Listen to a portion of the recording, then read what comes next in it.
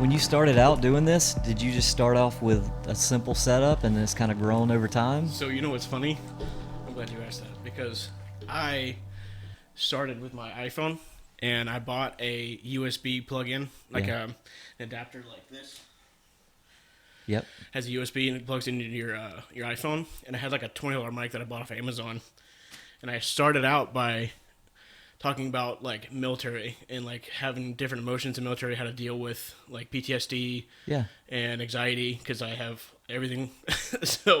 And I got kind of bored of it. And then I wanted to talk more about fun stuff and just kind of shooting the crap with my friends and just having fun, making music and stuff. But yeah, that's how it started. And it was just like a camera right in front of my face and just me like talking into it like this. So with this mic, I'm speaking into this. Is this supposed to be directing the sound towards the mic? You know, it's actually supposed to be in front of it, but I'm supposed to be speaking through this into the mic? No, into the mic. Yeah, that's the little blue part, yeah. So more of this, and it's catching everything? You're right. How's that? Because I'm like fat and I breathe a lot when I'm in the microphone. So I'm like, people are like, stop breathing so hard. Gotcha. So, but yeah, all right. So now we're starting. Okay, here we go. Thanks, guys, for watching. This is another episode of WTS-Podcast with your host, Ian Hilton. I got a special guest in today. That's not my thing. Okay, so I want to shout out some mentions to my sponsors, / shout out Paul Boyd. So he makes websites. He knows what he's doing. He knows what he's talking about. He's doing it for years. He's very knowledgeable about what he's doing. He helped me set up my website, and it was the questions were like, what do you want? It wasn't like, hey, this is good for you. This is what you should do. He's like, what do you want? So he knows what he's doing. If you want to email him, it is contact@teamwireframe.com. Once again, it is contact@teamwireframe.com. Last but not least, the Ink and I. So they made me 2 t-shirts, and they feel amazing. I have like an upside down pair look, and like after my accident, I got into a really dad bod mode. So they had to make an upsize a large. But anyways, that's besides the point. It's great. It feels good. It's their design, how they make their t-shirts, their systems are up to date. They're great. That's it for that. All right. So my special guest is Adam Ricker. How's it going, man? Hey, Ian. It's great to be here, man. Thanks for the invitation to come and be a part of this. Yeah, it's great. I was kind of nervous asking you about it in church, because like when I go to your church, you're like the president. Everybody wants to talk to you. I'm just kind of waiting there like, hi. Like I'm just me. Yeah. And, I don't want to like interrupt a conversation or anything like that. So I'll like awkwardly be on my phone, like going through Facebook, like, I want to hurry up. But so I wanted to see if you want to come on the show, and you're the second guest I've actually had in my studio, so I went ahead and bought a second camera, as you guys can see. Woo, yeah. But yeah, thanks for coming. So one of the questions I want to ask you, what was the dream? Like, why did you want to become a preacher? Well, honestly, and I never wanted to be a preacher. I grew up as a son of a pastor. So from the time that I was 2 years old until I graduated and went off to college, my dad was the pastor of the church that I attended. And so I was in church whenever the doors were open on Sundays and Wednesdays and any other special occasion that we had. And so I grew up listening to a lot of sermons. And I guess when you're around something for so long and you hear someone, and I have a tremendous amount of respect for my dad, and he was a great preacher as I was growing up. I never felt like, I guess I measured up and never felt like I was qualified to do what he did. And so it was something that for me was never a dream. It was never something that I was interested in pursuing. My passion was really for art. That's where... what kind of... painting, drawing, really? And maybe it was because I spent so many Sundays drawing on church attendance pads and bulletins, listening to my dad speak. And as I shared with you earlier, I was an illustration in a lot of his messages. Yeah. And so I would sit in the pews and I would listen to him preach, and I would just draw things that I saw around me, or draw things from my imagination. And the more I practiced it, the more I recognized that there was a talent there, and other people saw it as well. And so for me growing up, I thought that was going to be the thing that I ended up doing for the rest of my life. Yeah. Okay. Now, your dad still preaches, right? He does. He was a pastor. So he's been doing it for a while. He's been doing it for 40 years. Wow. He's been a pastor for 40 years. In Georgia? All in Georgia, Okay. South Georgia. We moved around about every 4 years. But always been in the pulpit, always been preaching, and has been doing it for a long, long time. So it was just kind of like your calling? Like you felt like, did it happen like when you were going to ministry?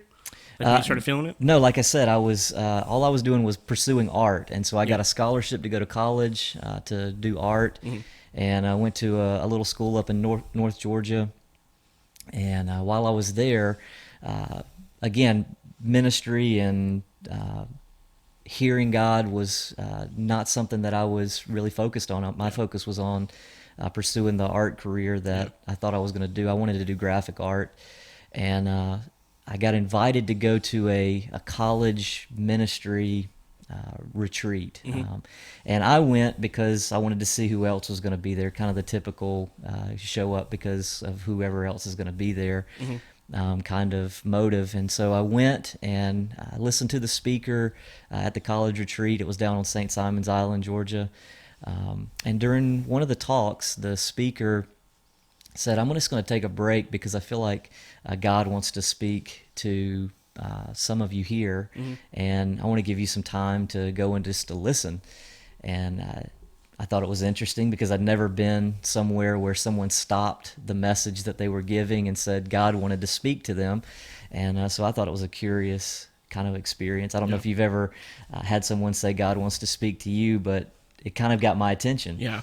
And I'd never heard God speak to me, and I had no idea what that was going to be like. And so we were dismissed and told to kind of go out on the beach and hang out, find a quiet spot, and just be still. That's cool. And so I did, and I sat down on the beach, and I was watching the seagulls and watching the waves come in, and just kind of closing my eyes and trying to listen. And I said, basically, God, if you speak, then I want to hear you. I've never heard you speak before. Yeah.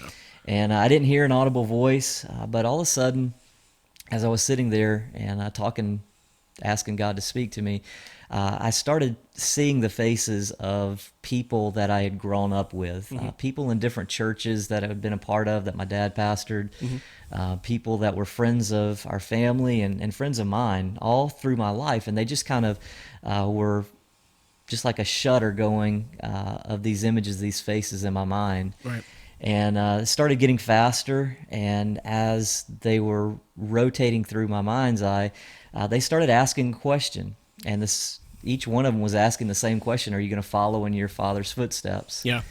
And all my life I'd gotten that question in the church: are you going to be a pastor like your dad? And my response was always immediately, no, I don't want to have anything to do with it. That's my dad. Yeah. That's not me. Right. And so I'm hearing all of them ask this question, and it just got going faster and faster and faster. And then all of them at the same time, I could just hear this chorus of voices saying, are you going to follow in your father's footsteps? Yeah. And I didn't attribute it at that time to God was speaking to me, but I knew that this was a significant moment. Yeah. And so in my mind, I said, yeah, I'll follow in my father's footsteps. Yep. Sounds like something he was calling you to do.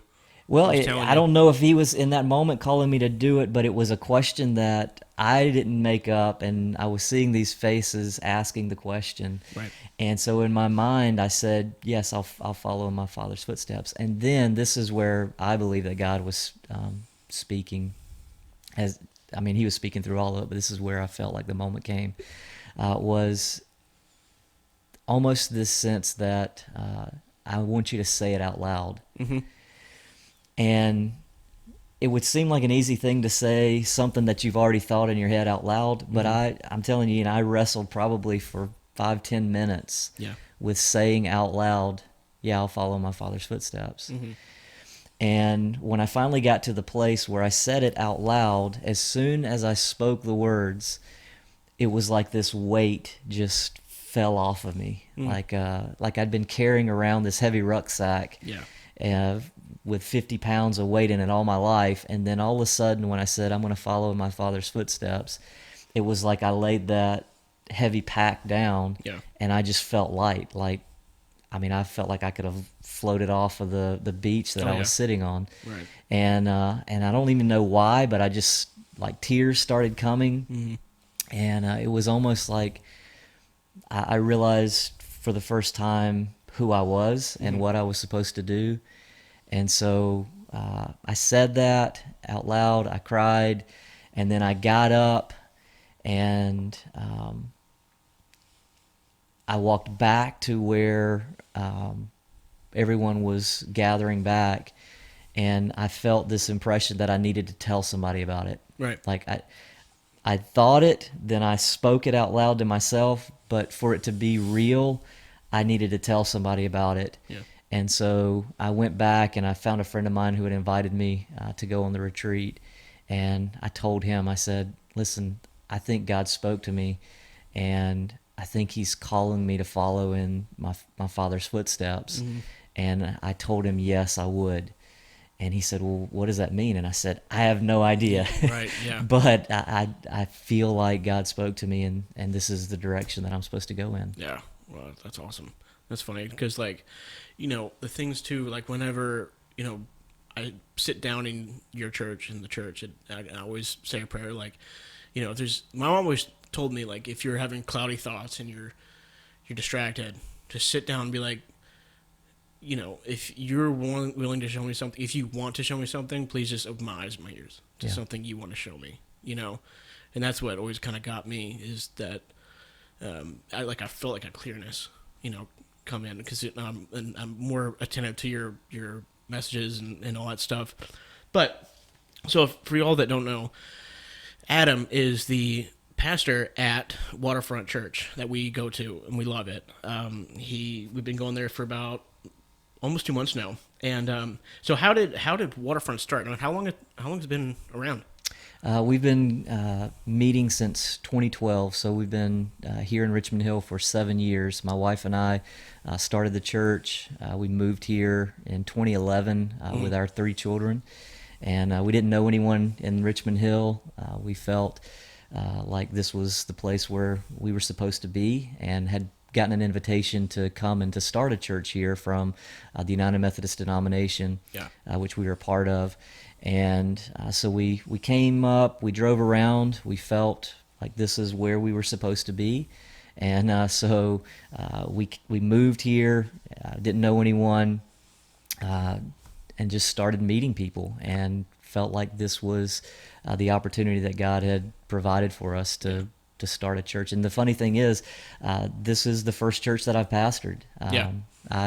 Before this, I had worked at camp and retreat center down on St. Simon's Island called Epworth by the Sea. Okay. I did the programming for their camps and retreats for 6 years prior to coming here.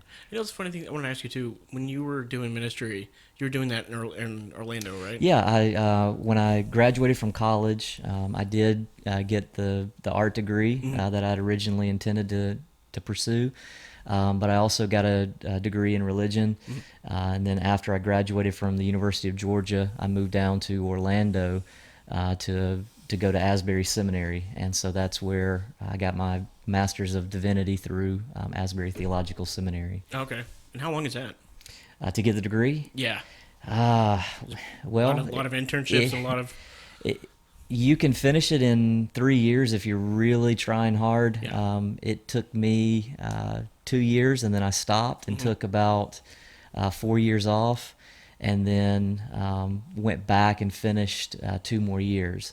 So it took me a good 8 years to finish that actual degree. Yeah, that's it's like me. I started in 2008, and I'm a year and some change short from getting my bachelor's degree.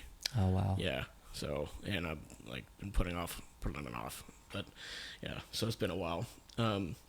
Another thing I want to go into, because I've been watching your how you preach and how like your body language and stuff. Like you're very calm. I've seen some pastors that get wild on stage, like they're running back and forth, throwing things. I've seen that too. Yeah. Causing a scene, and you've seen those videos online where like the pastor's like, and and like the people in the crowd, and they're like, just like running around in circles in a mosh pit.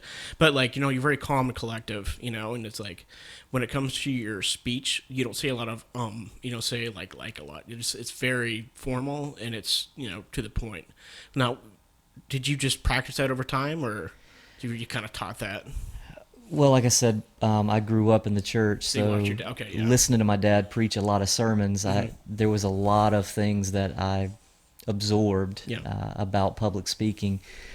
But to be honest with you, like I said, I never wanted to pursue that because I never felt like that was what I was good at. I'm not an extroverted person by nature. I'm much more introverted. And so for me to be on stage and to speak publicly to a group of people, it feels like work to me. Yeah. And so I'm very conscious of what I'm doing because I'm actually having to work at it. I'm not just naturally diarrhea of the mouth with my thoughts. Yeah. So that's why I spend a lot of time listening to other people speak. Yeah. I probably listen to 10 hours of sermons a week of just different people because I'm trying to get better as a public speaker. I'm trying to learn what works and what people connect with. And so for me, it's a part of the craft, and I love that. Do you still get nervous? I do. Really? Till now, you still kind of get nervous getting on stage? I get nervous on stage. I get nervous just sitting here and being interviewed by you, to be honest. I'm nervous too. My anxiety is like, well, not through the roof, but I can control it pretty well. But like public speaking, I've gotten a lot better at it. I'll tell you, because being in the Army, I've had to do speeches in front of, full-blown colonels and sergeant majors, and, I'm shaking while doing it. And they're like, calm down, son. It's good. You're good, man. So I'll be like, okay, cool. But over time, teaching classes, I've had, I was a team leader for 2 years, so I had 6 guys underneath me. So I had to constantly figure out what to do with them, and then, teaching classes, like I said, pulling stuff out of your back pocket to, on the spot in front of, like, your leaders, like, hey, this is, like, what you're supposed to be doing, you got to prove yourself. But, what was I going to ask you? Oh, so I want to ask you, I think this is kind of off topic. I didn't write this one down, but so give me like a rundown of like a day in life from a pastor. You're a full-time pastor, right? Yes, this is your sole job. This is my job, and where the income for our family comes from. Yeah. So for a full day, I usually I drop off the kids. We have 5 kids, and so 4 of them are in school. You got an army. 2 in middle school, 2 in elementary school, 1 still at home. Okay. So I go through the routine of dropping kids off at school, and then I'll go up to my office, and the first thing I typically do is I'll run through emails, messages that have come through that I know that I'll need to respond to. I don't respond to them immediately. I just want to kind of know who I need to make contact with at some point during the day. So I'll go through that list of emails and voice messages and text messages. I'll make a note about who I need to contact later. Yeah. And then I'll spend about 30 minutes just kind of being still, kind of cultivating that mode of listening to God, listening to what is going on in my own heart, in my own mind. What am I focused on? What am I thinking about? Yeah. So I'll spend about 30 minutes just kind of being still. And then after that 30 minutes, I'll come back and I'll start responding to the list of people that I need to get in touch with. And what I find is the majority of my day is spent really connecting with people. Marketing, sort of. Well, not so much marketing as much as it is connecting with people to find out what their need is. Okay. I really see myself as a shepherd of people, and so as a shepherd, the focus is on figuring out what the needs of the people that you shepherd are. Right. And so I'll go through the email list, I'll go through the voicemail list, I'll connect with people, I'll spend time having coffee with people, eating lunch with people, and it's through those interactions that it ends up leading to something else. Inevitably, it always leads to something else, some other conversation with someone else, or some connection that I try to help them make to meet a need. And that's funny that you say that, because that's exactly what I try to do too when I'm conversating with people, because this right here, this is marketing. I have to find people to do this. A lot of people get scared and don't want to do it. But what you were saying was, I look for key clues with some people that I can connect with. If I'm not connecting with anybody, then it's I'm done with it. Mm-hmm. But if I'm connecting with somebody like we were, I'm like, okay, I got his attention. He has my attention. And that's how that's how kind of marketing is. Like, you just take the next step. Now we had lunch last, the Sunday before last, and here we are, doing this. So, I totally agree with. Yeah, and for me, I had no idea that you did a podcast, and so that came up in our conversation we had over lunch. Yep. And then for me, it was, tell me more about what you do and what the podcast is, and out of that came the invitation to come and share this morning my story. Yeah, absolutely. I think we found the church off of Facebook. I think we did. I think my wife did. It's like we were going to some other church before, and then we found this church off Facebook, and we've been loving it ever since. So, do you have an office? Like, do you go to the church for an office, or do you have do you just work from home? Yeah, I have an office that used to be in a little building behind the church, and that's been turned into a music studio now. We're letting someone use that, and so I've actually moved my office into one of the kids' classrooms at the church. So I have now basically a mobile office. Okay. I work out of my car. I work out of the children's ministry classroom. Yeah. But like I said, if I'm not connecting with people throughout the day, then I don't feel like it's been a productive day for me. And so I try to spend as little time in an actual office as possible. Right, and we're out commuting with people. Yeah, absolutely. So basically, Sunday is like, what do you consider Sunday? Like, is that your it's a work day for you, but is that like your 4th of July of working? Sunday is the day when I would say that people see me working. Okay. Yeah. The vast majority of people see me working. Yeah. Like I said, throughout the week I'm meeting with people, and that's mainly one-on-one or a smaller group of people. But on Sunday is when everybody is gathered and they see me actually working. And so in that moment, that's where almost the more of a professional side of Adam has to come out. Yeah. Even though I don't feel like I'm a different person on Sunday than I am throughout the week, but on Sunday it's just when there are more people who have eyes on me than throughout the week. Yeah. And it's, the one thing too about your church too is that I like this is that it doesn't have, it has formality, but it's not strict formality. There's not because I like when there's silence and people are like, okay, put your phones down, put your drinks down. There's a pause. I've been in some churches where if there's a pause, it's awkward.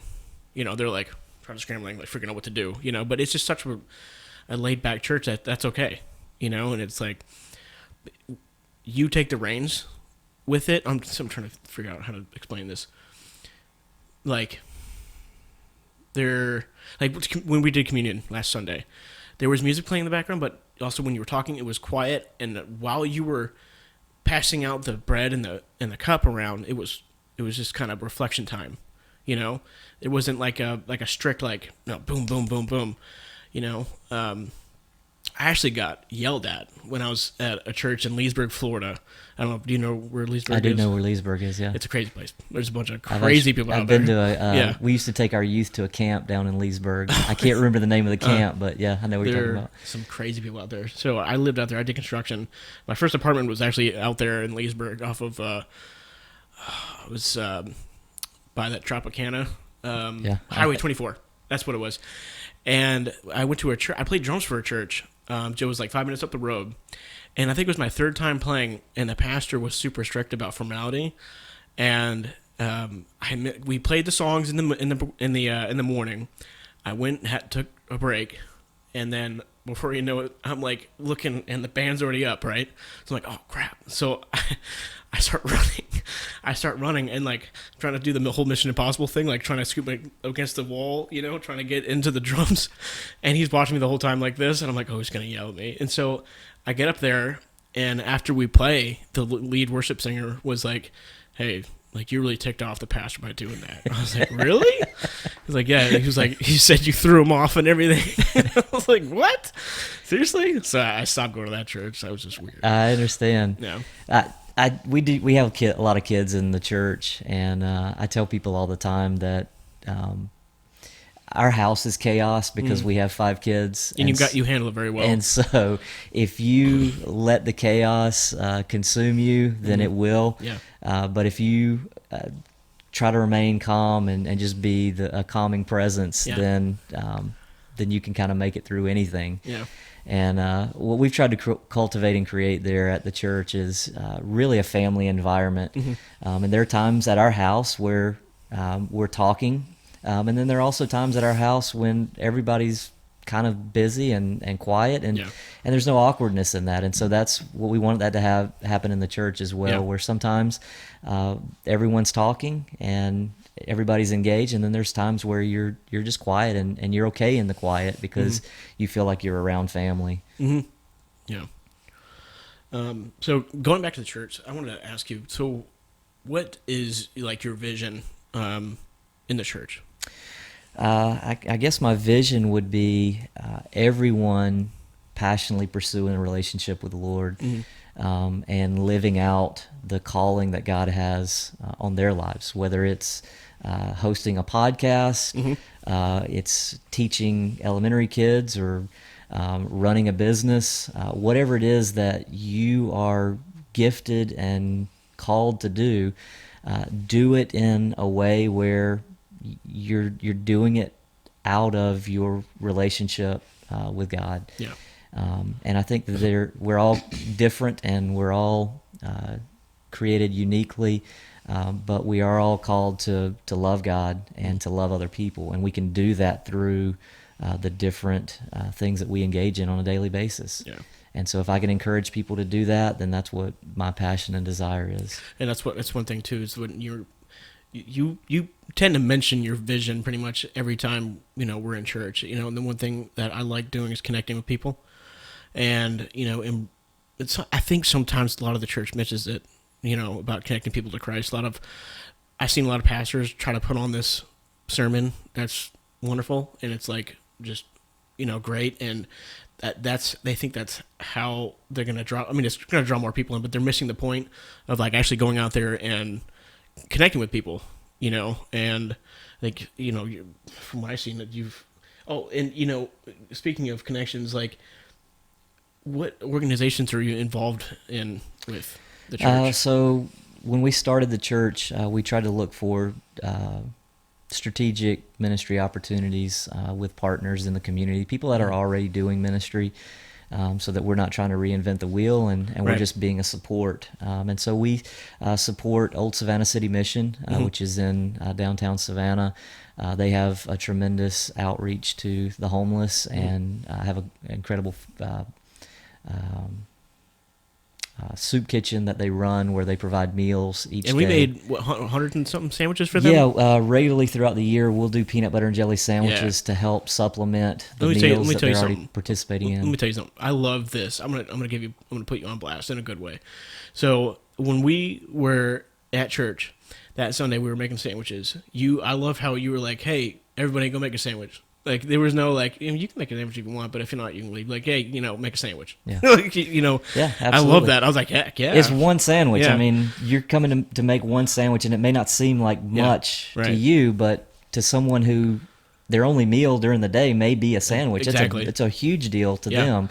And so take the 5 minutes or 2 minutes that it actually takes you to make a peanut butter and jelly sandwich, go over there, walk over to the table. Just do it. And do it. Yeah. Just do it, dude. I'm not asking you. I'm telling you. You know absolutely. I'm giving you this so you can do this for me. Yeah. And the cool thing about that is, I mean, anybody can do that. Any age, anybody. And so I love those peanut butter and jelly sandwich Sundays when we do that. That's cool. Yeah, we made like 2 or 3. But it was good. But What was that missions that you are involved in was it Pensacola? Yes, Beauty for Ashes. Yeah, you've been talking about it a lot. Yeah, we've partnered with a ministry down in Panama City? Panama City, Florida, Yeah, not that's right. Pensacola. Panama City, Florida, called Beauty for Ashes, and it's an organization that helps women who are transitioning off of drug addiction or coming out of life on the street to help them basically pull their life together so that they can then have a better life. And so they live there at the Beauty for Ashes Center. They go through It's like a process program. to Yeah, get there's a like, program jobs that they and go stuff. through. They get job training, and it's a long process that they go through, and so they can get back to a normal, healthy life. Now, how typically long is it? It's between 6 and 9 months. Okay, Is that's good. the average stay. Some of them choose to stay longer, and then some of them are just needing a short stay somewhere. Yeah. So a year ago, the facilities was damaged by Hurricane Michael, I believe it was. Yeah. It came through. I think so. And so we've been sending teams down to help them restore the facilities back to complete function. They have 4 rooms that are currently back in operation and are being used, but they have a capacity for up to 20 rooms. So that's 20 individuals that can be living there full time, Right. Going through the program. Yeah. Oh, and for who are listening, if you want to get any information about that, they are sending teams down there to help out rebuilding it. They need flooring and Yeah, they're redoing the flooring.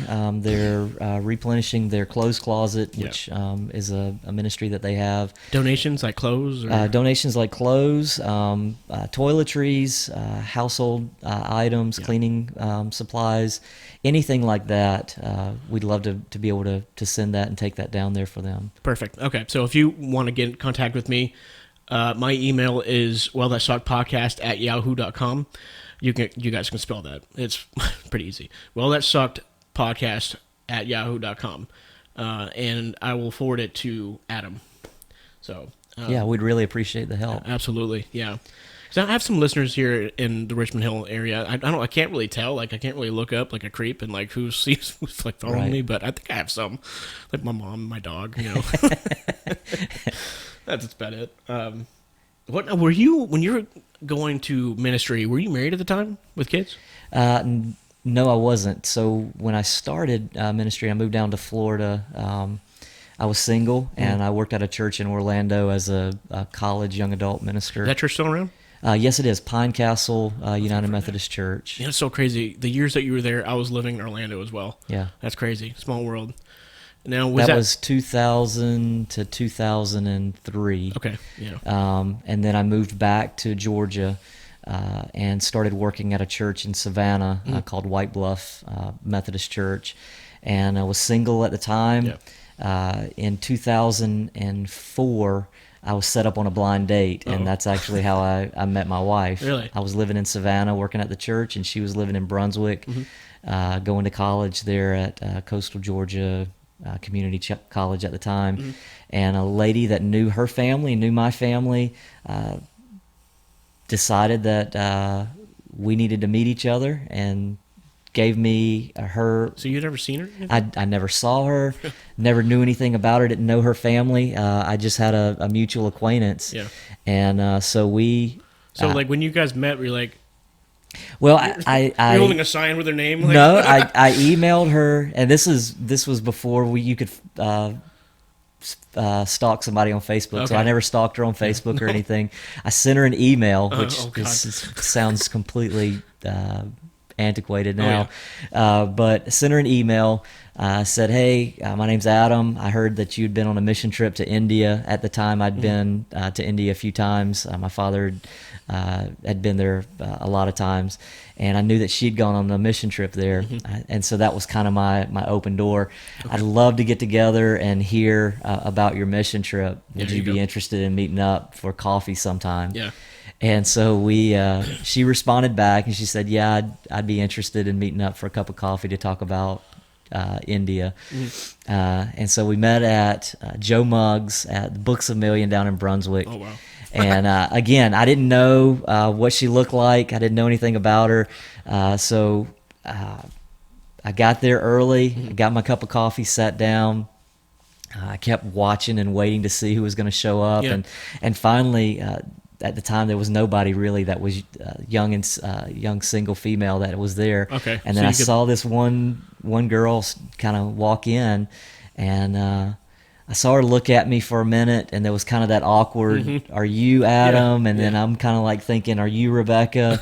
And so she walks over, I get up from the table, and I introduced myself. I said, hey, I'm Adam. Are you Rebecca? And she's said, like, I work here.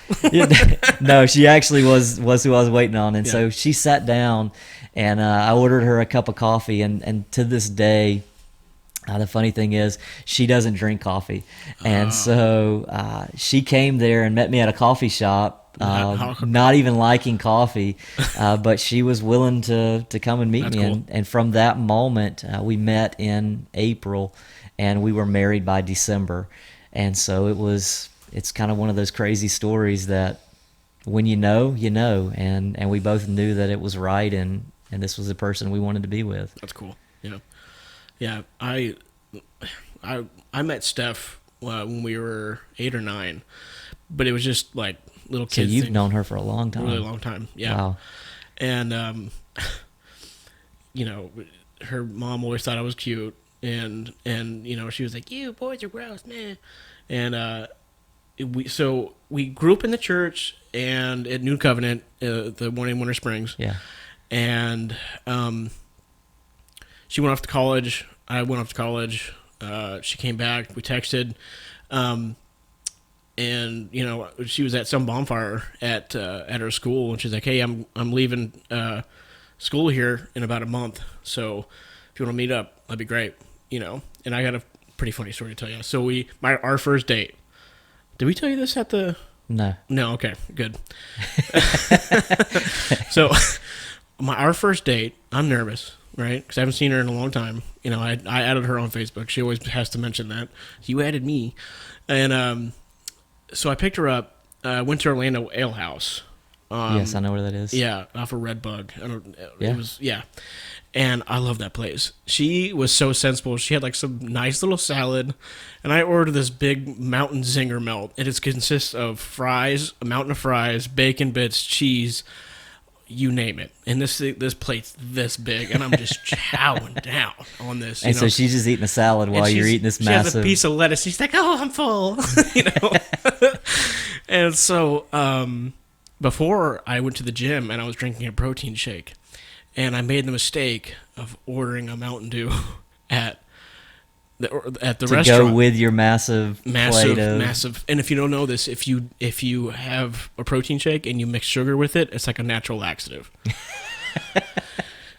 So you're eating greasy fries covered in bacon and cheese and everything else. It's going well. Making her laugh. We're laughing. Had a great time. And I'm eating this greasy thing of just awesomeness. And I'm sipping this, because I'm thirsty. I'm sipping this Mountain Dew full. It's like probably 32 ounce. Halfway through it, I'm like, and she was like, "You all right?" I'm like, "Mm-hmm." I'm sweating because I know it's coming.